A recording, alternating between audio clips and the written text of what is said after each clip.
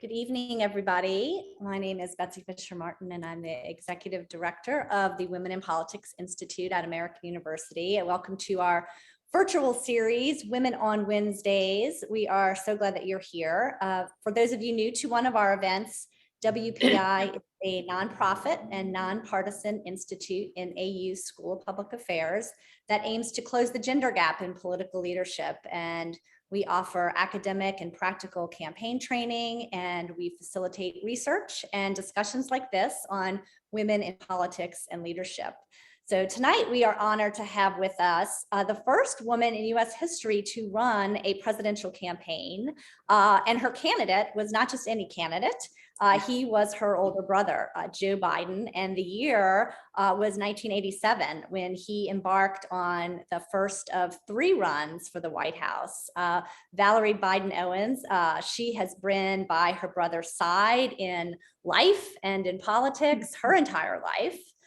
In fact, she ran also his very first campaign for the Senate back in 1972 when he was 29 years old and she was 26 years old.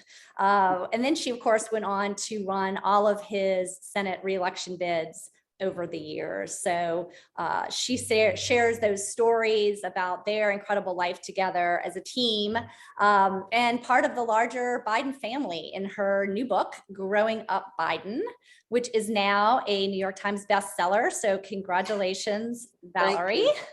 Thank you. Before we start, I want to one more time. Just say that one more time. Exactly. New York Times best-selling author. But before we start, I want to let everybody know we are going to save plenty of time for your questions. So on the bottom of your screen, you'll notice a button that says "Ask a Question." Please Q&A. Please do that during the course of our discussion.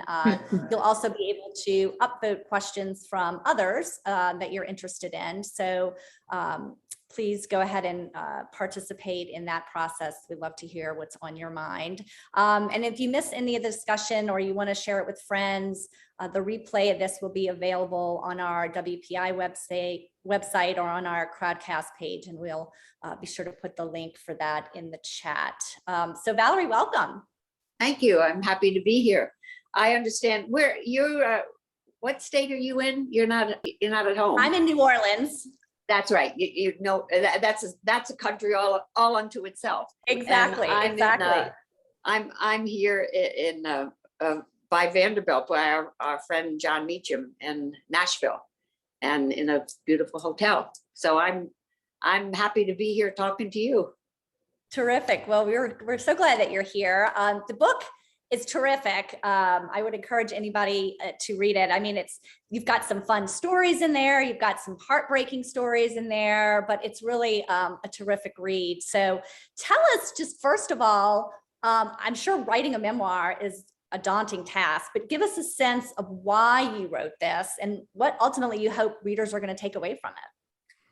Well, I'm a storyteller, and what I've done, most of the stories in the book I have written years ago, and that's what I do. I sit down, and it's a great way. You know, some people can sing or play the piano. Well, I write. And the reason that the hard part of the book was not the writing, but it was putting it all together to make some sense, to have a flow, and asking myself, like, who cares? You know, why does this matter?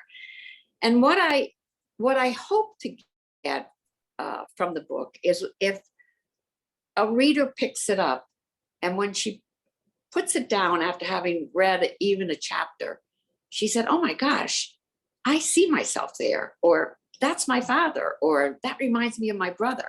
Because what I think, Betsy, is that the threads of family, the threads that make the fabric of family, which are commitment and loyalty and love, and then heartbreak and disappointment and loss, I think they run through most middle-class American families who grew up. We grew up in the mid 20th century, and we were just ordinary kids in an ordinary neighborhood, and who had wonderful parents and who told us that, you know, we were a gift to each other, brothers and sisters. There was family, and there was family, and there was family. And what I found out is that we're not unlike many, many, many, many families. And long-winded answer, but it's the connective tissues that we need now more than ever I think in our society. And one of the things we need most is empathy, not as in, I mean, it's a fancy word just to mean to feel. So it's a book about growing up Biden. It's a book about the magic of families, not my family, but your family. Perhaps you'll see some part of your family in it too. That would make me, as the author, very happy. And here's the cover of the book. So give us a sense of this cast of characters on the front here. Well, I want you to know that what a cool little girl I was. You see my cuffs of my jeans, they match my shirt. I thought that was the coolest thing in the whole world. And that's Mom, Jean Finnegan Biden. Frankie, the youngest, is on her lap. Joe, who looks exactly the same, is right there. And there's Jimmy at the very end eating an apple, who is the instigator. And he's the imp. I mean, if you look at him again, things haven't changed. He is always the mischief man in the family. So, you know, no matter how old you get, I don't know. Well, how big is your family, Betsy? Do you have siblings? I just have one sister. We're just a year and a half apart. Is she the older or younger? She's the baby. She's the baby. And forever, you'll be Yeah. 70 years old, 80 years old. She'll always still be the baby. Well, that's the way Exactly. it is with our family. Joe's the eldest, I'm the only, Jimmy's the instigator, and Frankie's the baby. And it's universal, I think. Yeah. Well, you write about, older brothers usually, when they have a little sister, pretend that they don't even know their kid's sister, right? But you write about Joe Biden was different. Tell us about that. Well, from the time I remember, honest to God, the time I opened my eyes, my big brother put out his hand and he said, "Come on, Val, we got things to do and places to go and people to see." And I hopped on his bicycle and, we went off. He took me with him every place he went. And when his friend said, "Why did you bring a girl?" He said, "She's not a girl. She's my sister." He told me and this is not an exaggeration. He told me that whatever he could do, he said, I could do it better, even though it was impossible. I mean, he was years older and stronger and bigger than I, but he said, if he could do it, he said, you could do it. And he made me believe in myself. And I thought that I owed it to him and to myself to try to be that little girl who he thought I could be. So my little legs pumped just as hard to keep up with him because he said I could. And I did. He made me believe. Yeah. And so tell us about sort of the family dynamics in the early growing up. I mean, you mentioned, obviously you're the only girl. You've got these brothers. Tell us what that dynamic was in the Biden family when you all were coming of age and growing up. Well, it was a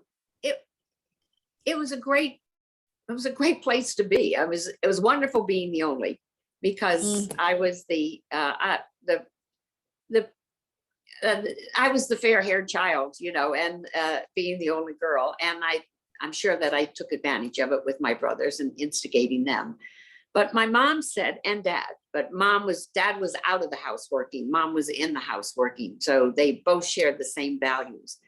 But we were raised with three basic pillars, which were faith, family, and responsibility. And the responsibility was to take care of one another and then the community at large afterwards.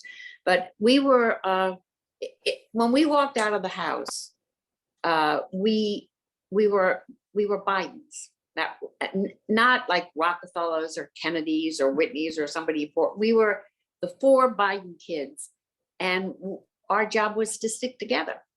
And God forbid if we ever turned on one another. I mean, when we got in the house, we could argue just like normal siblings did. And my brother Joe instituted a program, believe it or not, Joe, the politician, which we would have family meetings. And if one of us had a grievance or a grudge, like normal kids, four normal kids, and any one of us could call a family meeting. My parents did not get involved. We would go upstairs in the bedroom, shut the door, and say, you really hurt my feelings, or why did you do that? I'm so mad at you. And we would get out the hurt, talk about it, figure out what was wrong, make amends, say I'm sorry, open up the door and go back out again. We took care of, we governed ourselves within, but we never turned on one another when we walked out the door. Hmm. And you write about a lot of lessons from your parents, and one of them you said from your mother was beware the righteous. Yeah, I tease my mother was a wonderful woman. I say she was the rose of Sharon, but she also had thorns. She was beautiful, but she was strong. Don't go after her kids or her family. And my mom died, which was 2009. My brothers and I joked we had to have some happiness on her tombstone. I said my brothers wanted to put, "Here rests the most wonderful, magnificent, blessed mother in the entire universe." And I said, "Hey guys, it's mom. What we should put on mom's tombstone is what she drilled into our heads from the time we were little, which was beware the righteous on the right and on the left." And her words ring so true today, because you can't argue with the righteous. You can't move them because I'm right. And besides, if I'm right, I also have God on my side. So don't challenge me. I don't. You got to be open to at least to listen and to try to understand a different perspective of, or we're never going to get any place in the world, and particularly keeping our democracy together. Right. And so as you all grow up, politics really became a family calling.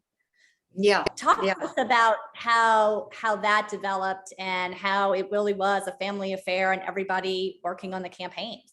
Well, it didn't, it wasn't a set plan. It was Joe, from the time he was in grade school, he was president of this, as his class. And, he was always in governance from the time he was a kid. And so when it came time for him in 1972, when he was going to run for the Senate, against a wonderful man who in 1972, I should back up a little bit. There was a combustible relationship between youth and the issues at the time. And the issues in 1972 were for civil rights, to end the war in Vietnam, and to save planet Earth. They were the three things that we ran on. And I was the only one who took Joe serious. Joe said he's going to run for the Senate. And he said, "So will you be my campaign manager?" And, we didn't know what we didn't know. So therefore, we were not inhibited. We just jumped in. My father was 62 or 63 at the time. He looked the part of a senator. So, he would go around. They thought my dad was the candidate. My mom was the coffee chair. The reason we were all involved, Betsy, is because we had no influence. We had no money. We knew no one in power. And we didn't have a Democratic Party that was structured in the state of Delaware. So nobody wanted to run against Caleb Boggs. These were the issues that Joe felt so strongly about. What we did have is passion and commitment and creativity and the best candidate, and a reason to run, a reason to bring this energy to begin to change the direction of the country. So we improvised.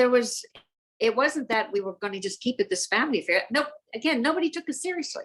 It was the Rose Garden strategy with Republicans. If they didn't acknowledge us, we didn't exist. And, we asked everybody we knew to help us. That friend, and asked that friend to ask their friend. And we won by an astonishing 3,163 votes in the year, the McGovern-Nixon landslide year.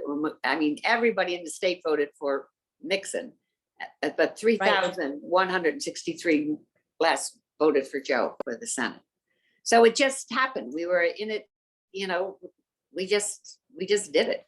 Jimmy Biden was the fundraiser and Frankie Biden was the volunteer coordinator. Again, we didn't have any pros. We didn't know any better. So we weren't brilliant. We were just eager and anxious and ready to go.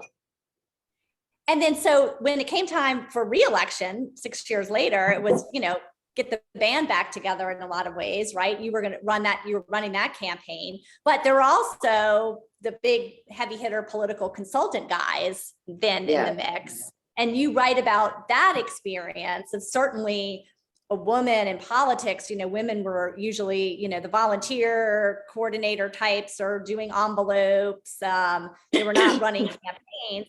And you write about sort of the senior media advisor who kind of patted you on the head and said, don't you worry your pretty little head about these radio buys.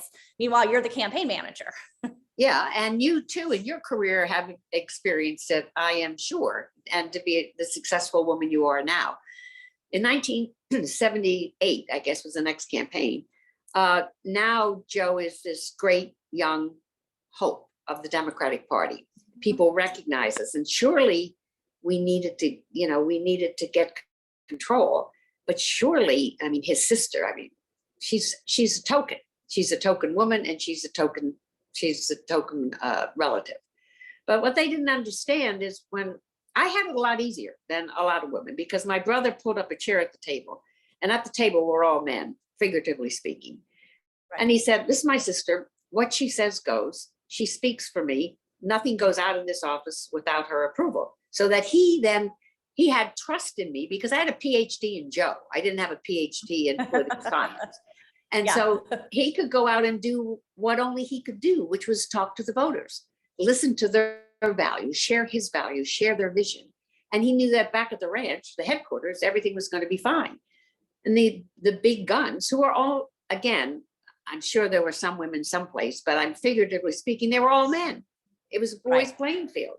And they did not think that it was my place. And so sometimes I had to set things straight. The good thing was, Betsy, with my father, who was a wonderful man, and my three brothers, I was not intimidated by men. I liked them, I enjoyed them, I understood, and there were still people up through the election for president in 2008 who didn't buy that a woman should be involved, but they didn't last too long.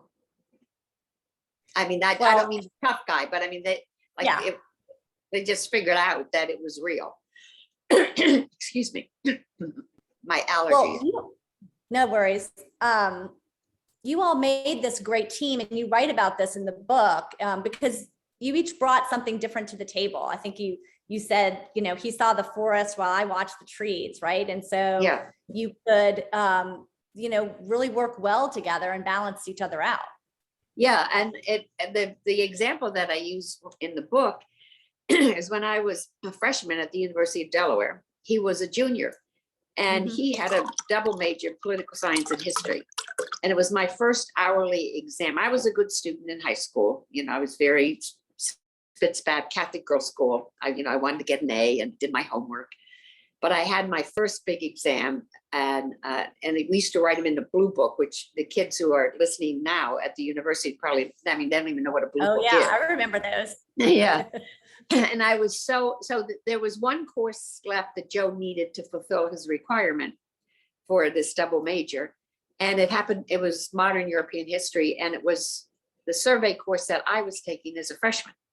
So he said, "Don't worry about this, Val. We got it." Boys and girls couldn't be in the same dorm, but I was over in the common rooms, and he spent one whole afternoon of going through this survey course in modern European history. And I could say he explained to me why these great movements happened, what swept across the continent. And I was saying, yes, there were 7,300 soldiers, and they had red uniforms on, and their general was so-and-so. And, they took the capital of such and such. And that's how it always worked with us. And I remember that first exam, he got a 98 and I got a 97. Oh, no. Because he threw in about what capitals that they stormed and how they did it and the tactics. Yeah, I was going to say, he probably wrote an extra 10 pages, right? He probably, in Joe Biden style, went long, right? yeah, that's exactly right. So he took care of, his is the grand vision, and I filled in the the movements, how to get from tree to tree, you know, how to get the volunteers to move. But it was always his vision. Another story that you tell in the book about you all working together. This is, I think, later in one of his campaigns, I think in probably the late 80s, where you had approved a campaign ad. Because typically, as you mentioned, you know, you would sign off on a lot of these things that he maybe didn't have the time to look at. And he obviously trusted you. You talk about kind of being known as the Biden whisperer, and you say, well, yeah, that was basically true. But you all, you tell us a funny story about this campaign ad. Yeah, it was it was a guy named Joe Slade White. And I hired him in the 96 campaign. And every ad that went out, I would approve every single word, but Joe always saw it. I mean, I just didn't go off on my own and create ads. I mean, it was always, you know, Joe's playbook. I told him about this ad, and apparently he forgot. And he was in at a meeting, a breakfast meeting with some men who were in the agricultural community in downstate Delaware. And they grabbed Joe and said, Biden, basically, what the hell are you doing? There's one, our radio, we didn't have our own TV station. Philadelphia was where we bought our media market. It was the 5th most expensive media market in the state. And we had one shot of going on the last 5 days of the campaign because we had a barrage of negative ads and we had to come through with something to respond. And the man told him all the things that were wrong with the ad. And my brother called me and said, Val, is this true? And I said, yeah. He said, I'll be right there. And it's 2 hours. He drove up in 2 hours. And I've seen the look on his face directed at a lot of people, but never at me. And he leaned over the desk and he said, what the hell were you thinking? There's no words in the ad. It never mentions my name. It just has a picture. What were you thinking? And I said, I thought it was the best political ad I've ever seen. And he walked around the table, bent down, kissed me on the forehead, and he said, why the hell didn't you tell me that in the first place? And he walked out of the office. And I said, wait a minute, Joe, I have it all teed up. You can see it. He said, no, I don't want to see it. If that's okay, that's okay. So that was one. I skipped to and then there was one, and I just realized you asked me about the one in 1987, which is another whole story. Similar story though, right? Yeah, similar stories that the media consultant, this one in the 95, it was the voter who was complaining. The one in 80, it was the media consultant that I wouldn't do what he wanted to do. And he called my brother at 3 o'clock in the morning and said, my brother thought somebody died. And he said, no, the problem is your sister. What's the problem? Well, she won't let us run this ad. We want to run it by you. And he said, if she says no, then don't bother. Thanks. Good night. He hung up. And that's why I like working for my brother or with my brother. Yeah, exactly. I wanted to talk a little bit about, the personal parts that you share a lot in the book. And of course, you write about certainly the, horrific car accident that claimed the lives of, your brother's wife and daughter. I think most people probably know that because he's obviously talked a lot about it over the years, but I'm sure that was hard for you to kind of recount that because it was a day obviously of, that was terrible. Yeah, but Betsy, what I had to do to write a true story is I had to put the good and the bad in. Right. There's no perfect family. There is no family without heartbreak. There is no family without tragedy. I mean, it's tragic events in families. Tragedy is an equal opportunity offender. It hits all of us. So you can't talk about the good without talking about the bad. And that was a terrible. Joe had just been elected in 1972. At the time, he was the youngest senator. We were told at the time he was the youngest senator in history. He wasn't, but he was just 29 years old when he was elected. He had to wait for his birthday to be sworn in. And Joe and I were down in Washington hiring staff. He was elected on November 7th, 1972. And on December 18th, when we were in Washington, D.C., Nelia, his late wife, and his daughter, Naomi, who was 13 months old, and the two boys, Bo and Hunt, were in a station wagon. They were hit broadside with the tractor trailer. Nelia and the baby died immediately, and Bo and Hunt were seriously injured and for, months of recovery. So it was a terrible time. But what followed was a time of healing. I mean, out of that tragedy, we were able to stick together, but the whole family. I mean, like Mom said, there's family and there's family and there's family. Right. And you don't ask like, well, what can I do for you? How can you help? You just jump in and do whatever it is to be done. Right. And so I moved in with my brother to help raise the boys. And I said, I'll stay until it's time to go. And you were essentially their mother for several years. And you write about, being Aunt Val, and, you stayed in the house and took them everywhere, and they were a gift. Packed their lunches and everything. Yeah, Nelia was mommy, and I never wanted to replace or try to replace mommy and the memory of mommy.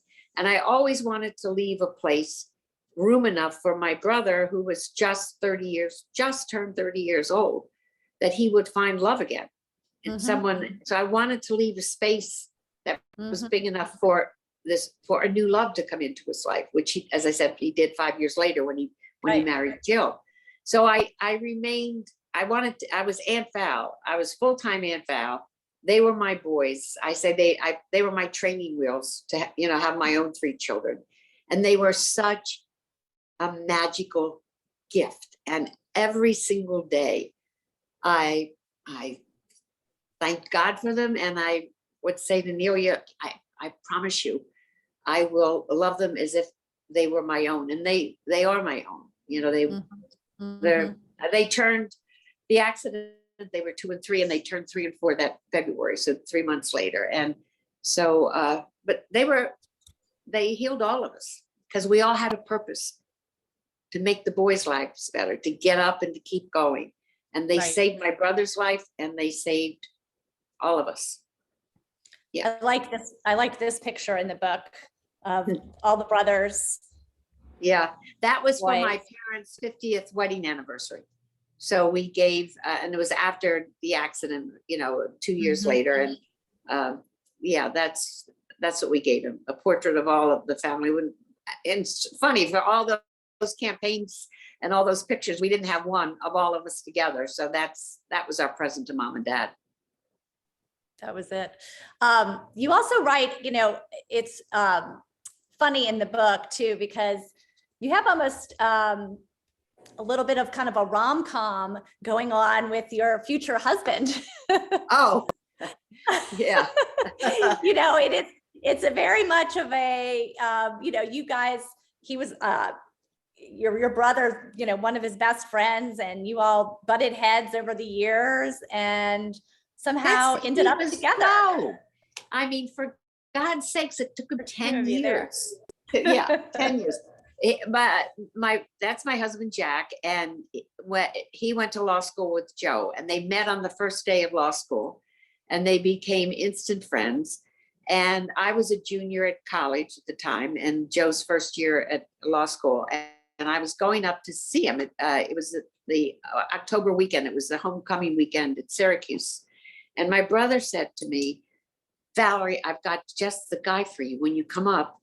And I thought, oh God, Joe, if my brother's fixing me up with somebody, I'm not interested. He didn't like anybody he didn't know. And then he didn't like anybody he did know to date me.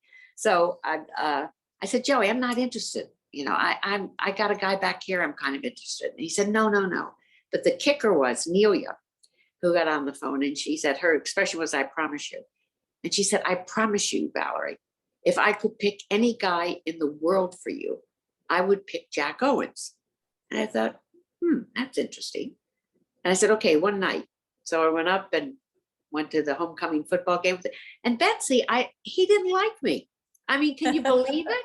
I was And there. you didn't like him either, you right? Well, absolutely not. I mean, he was this uptown kid from New York City, and yeah, he didn't. My brother had trumpets going, dun, da, da, here's my sister, isn't she wonderful? And Jack said, not so much. So it took us a long time, and it took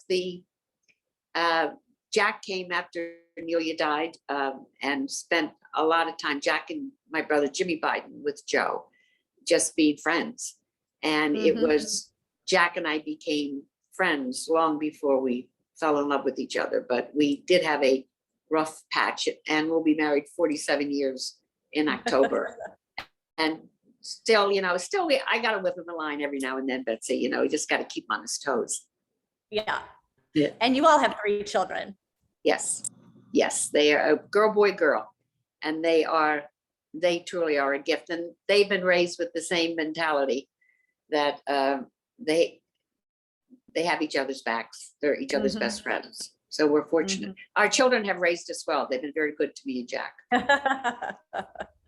I want to ask you a little bit more about, the role of women in politics. And this is, I love this picture too of you. This was, I guess, one of the victory nights. Yeah, that was either 78 or the one after that. I forget what I put in the book when I researched it. Yeah, that's it. Look how young we were. Jeez. I know. But you write about, something that a lot of successful women have is this kind of imposter syndrome. And you write about that in the book. Yeah. Share your thoughts on that with folks. I think for anyone who will listen to me, I think confidence is the number one prerequisite for success in life. And as I said, I was fortunate. I had a mom and dad, and I had my brother who told me I could do anything that he could do, and I could do it better. Even with that, when you go in, women, again, I'm making vast generalizations, but there's a lot of truth to them. We think to get into a new job or to take a risk that we have to know everything. Like, I couldn't do that job, or I wouldn't apply for that job because I don't know enough about that subject. Men just go and say, well, I'll learn it. I'll figure it out as I go along. We're a lot more spit spat. We got to have all our ducks in a row, and then we'll go in. And then when we go in and we realize we're pretty damn smart, like, wow, I didn't know I could do it. And can I really do this? Yeah, I'm really doing this, because we've got women now are helping each other a lot more than they did when I started out. Women, we were not our sister's keeper. We were not good. There was one spot in the room, one seat, one place on the ladder. And when that woman got there, she didn't look down to help us up. She said, this is one spot and it's mine, and I'm keeping it. I've earned it. Now we've changed, and we do much more mentoring and sponsoring, which is a different. Mentoring is, come on, I know, let me help you. But sponsoring is, let me help you by giving you this task and throwing you in the water.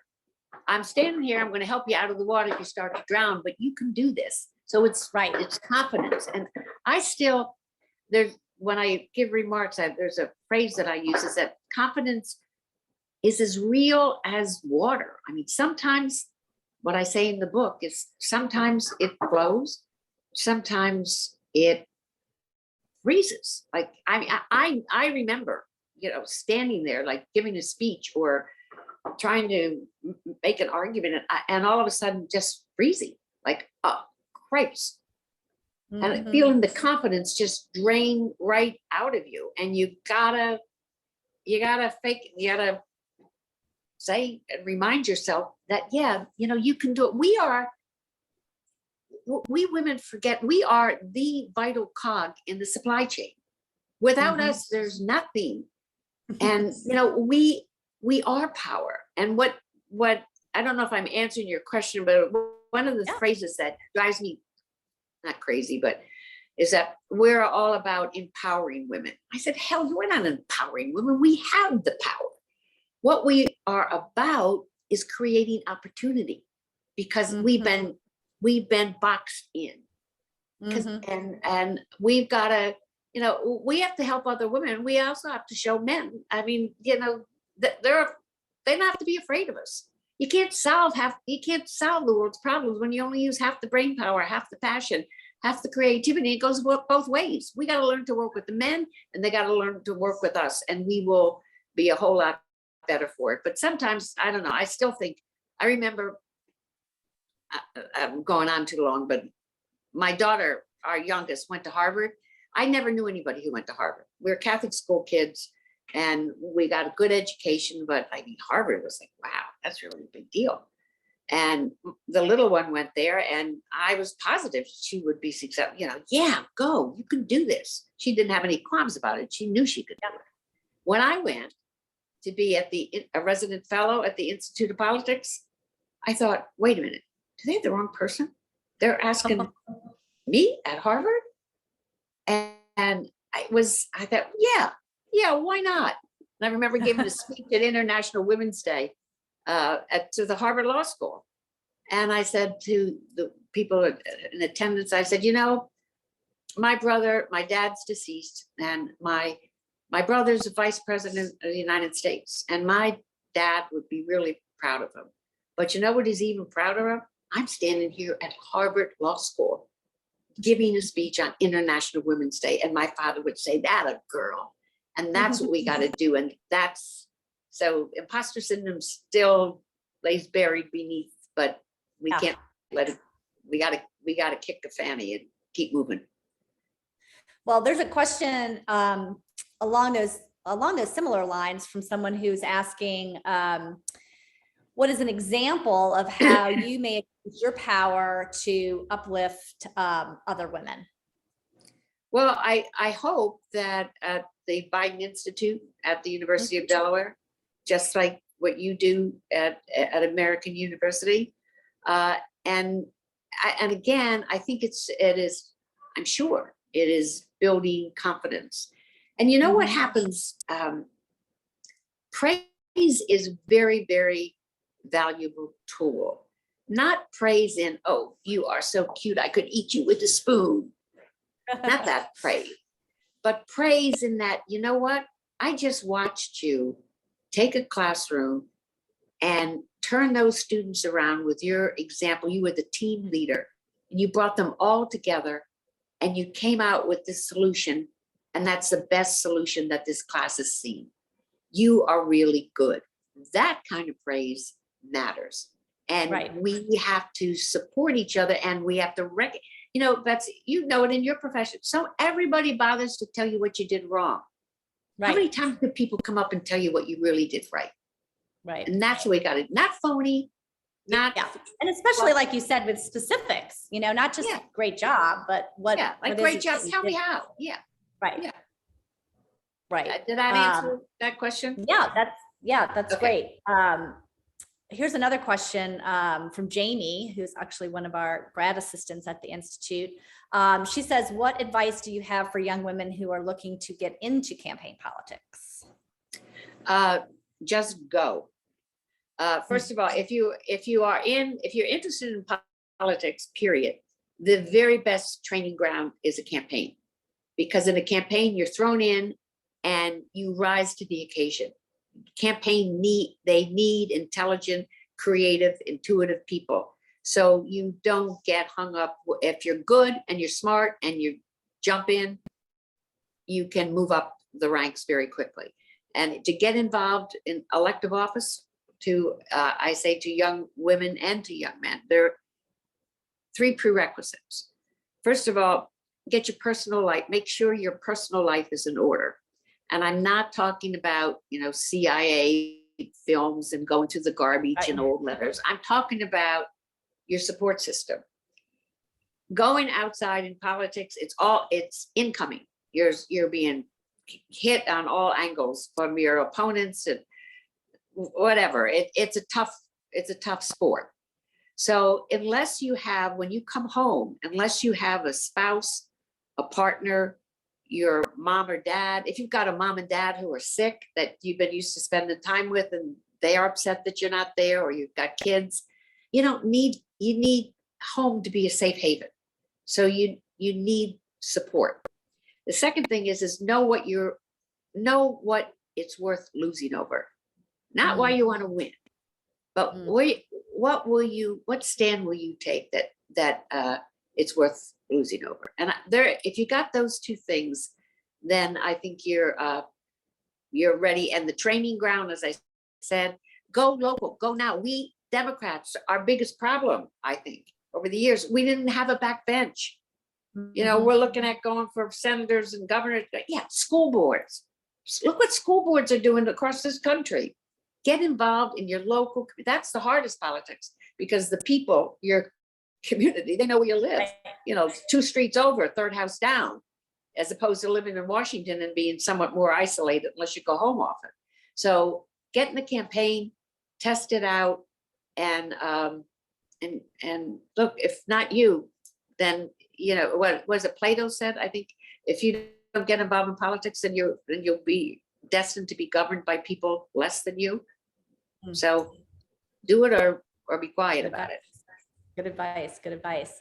We have another question here about, well, you mentioned losing, and I guess the question has to do with, obviously there's success stories that we see in the Joe Biden campaigns, right, being elected, but running for president 3 times, obviously, well, he wasn't successful those first 2 times. And the question is, can you give us an insight about his struggles on this long journey and how those struggles affect family relationships?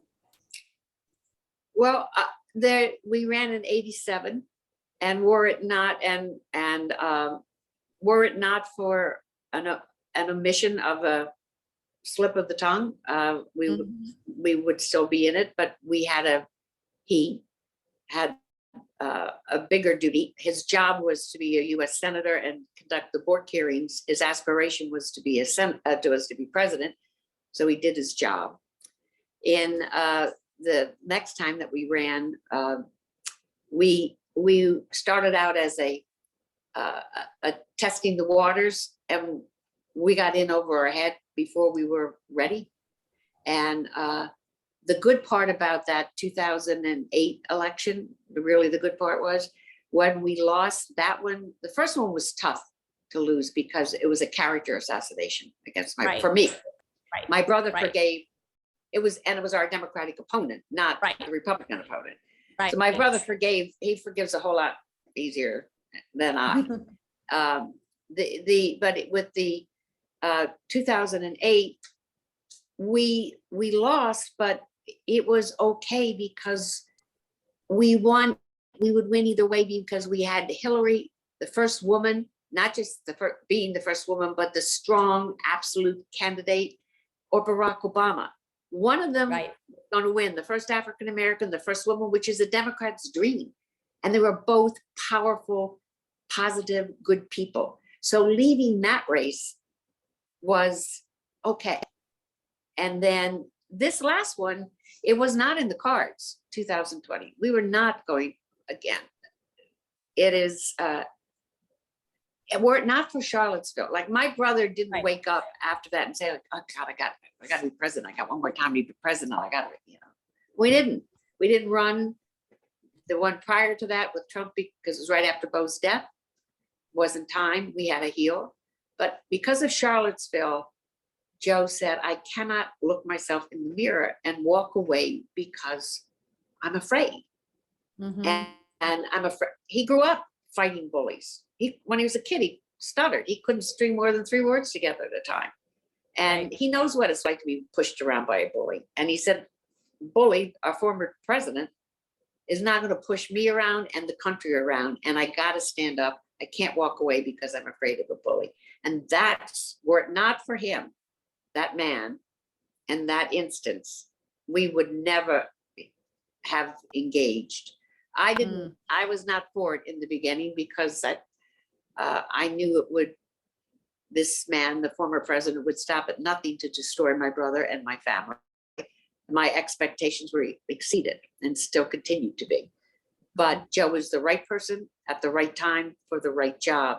I can see it. No one else could be sitting there in that Oval Office than he.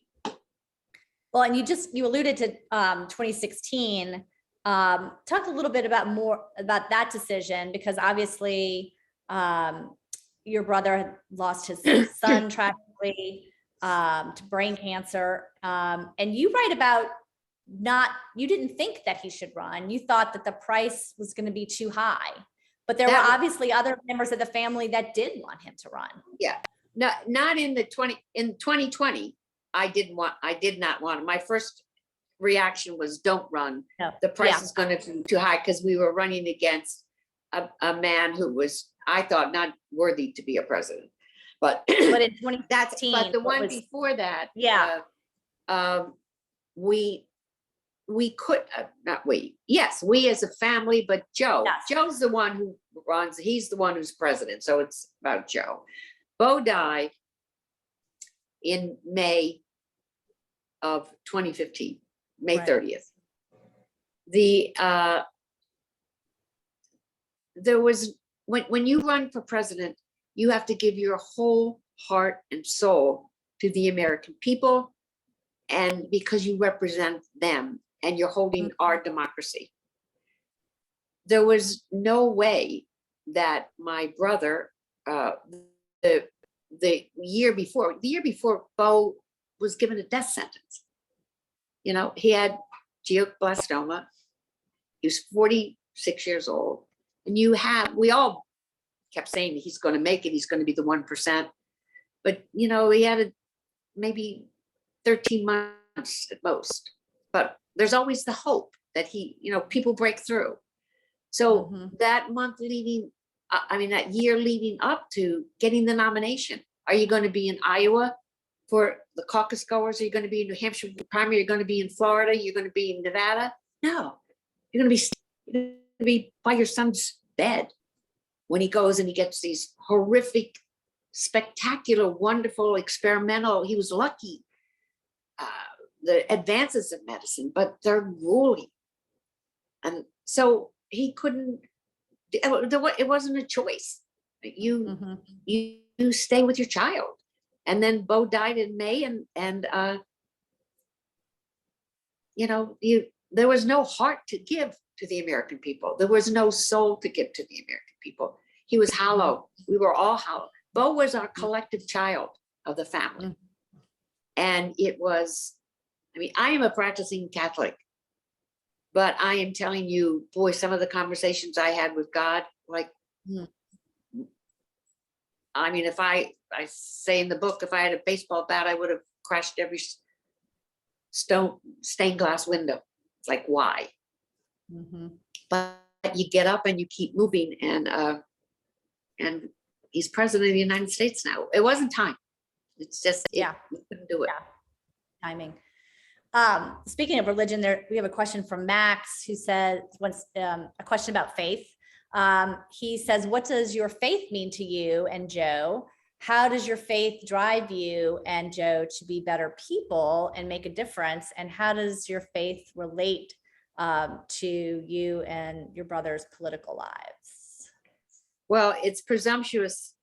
Thank you, whoever asked the question, but it's presumptuous to say that my faith makes me or Joe a better person. I appreciate the goodwill. I hope it does. But look, but we're the product of a middle-class Irish Catholic family. We went to Mass on Sunday. We went to Catholic school.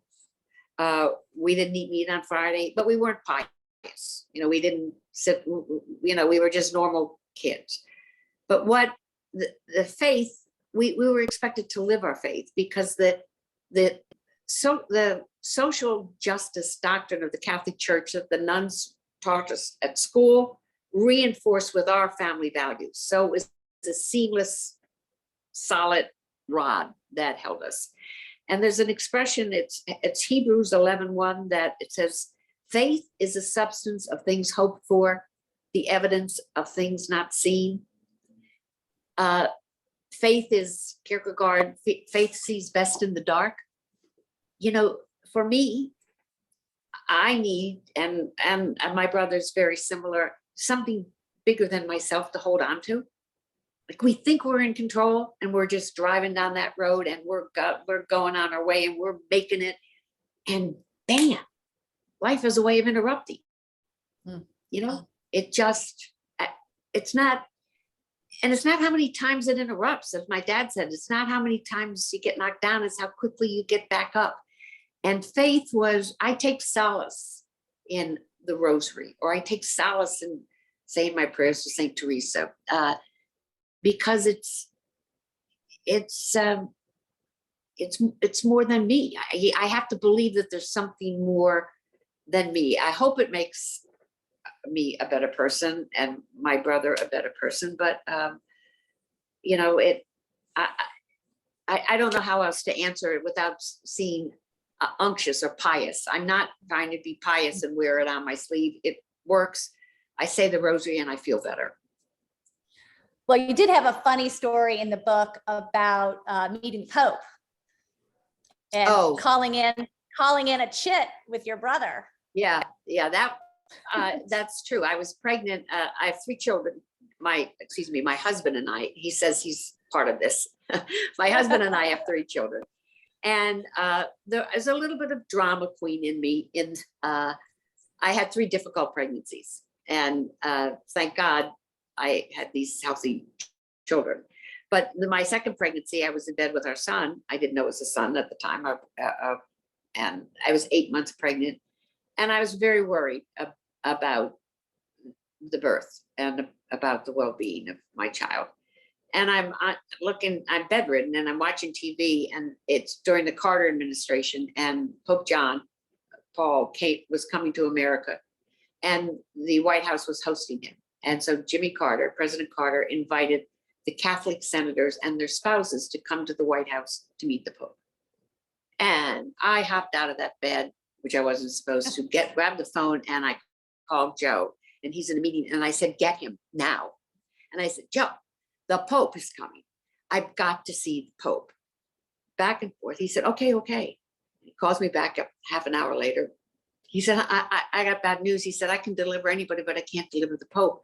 The White House says it's only the spouse, the senator and spouse. And I said, oh. So he calls me back again. He said, Jill said, it's okay. Look, she's not Catholic. She's blonde. So I'm not going to pass as 8 months pregnant and brunette for his svelte blonde wife. But she said, you take her spot. Turns out the doctors wouldn't let me go. Too big of a risk. But I did get to go to St. Charles Seminary, which is about 40 minutes from my house, where the Pope went the next day. But I called, I said, Joe, you don't understand. This is the answer. I said, you do not understand. I want to see the Pope. And I hung up on him. And he said, oh God, I've never done that. And I didn't, the reason I wanted to see the Pope was not because if there was something wrong with my baby that he would bless me and I would be cured. I mean, it wasn't that. It was that I thought if I saw the Pope and he blessed me and my child, that I would have the strength and the courage to deal with whatever it was that I was worried about dealing with. And instead I had a beautiful baby boy, and it was okay. But I wasn't seeing him for a miracle. I was seeing him for strength. Yeah. I guess just a final question for you. Have you ever thought about running for office yourself? No, yes. I mean, I've been asked, and but I had the best of both worlds with my brothers running for office. I got to be the boss and, manage his campaigns. And when he was and then on the off years, I would have a baby, and then I'd be ready, to go back when the baby was 3 or 4 for the next campaign. And while he was in Washington doing events that he had to in Washington, if there are things at home in Delaware that he had to attend to, I could go and represent him if I wanted to. So I was able to stay active, to be involved, and to stay, for me, keep myself. I wanted to keep myself sharp and aware. But I was able to go back to real life of raising. I had the gift of being able to raise our children and be at home with them. And then I could go back and forth in and out of the business, because it's really hard, as you know, women know. It's not, you don't balance work and child. There's no balance. It's always an imbalance. You're just juggling, and you try and make it work. And it's really hard. And especially if you're a single working mom, my hat's off to them. It's with all the help that I had with a full family support. It was still hard. But no, I didn't. I was asked. Now they're grown though. So yeah, but Joe still isn't. All right. I got another campaign left in me, so you know. Yeah. No, I'm great. I'm very happy with everything. Well, Valerie, we just so appreciate you spending some time with us tonight. It was great to talk to you. The book was terrific. Thank you. Want to thank you and congratulations again on the bestseller. And thanks everybody for tuning in. I'm looking forward to reading your husband's book. I'm going to order as soon as I get off on Amazon right now. Thank you. Thank you. Okay. All right. Good night, everybody. Take care. Bye. Thank you.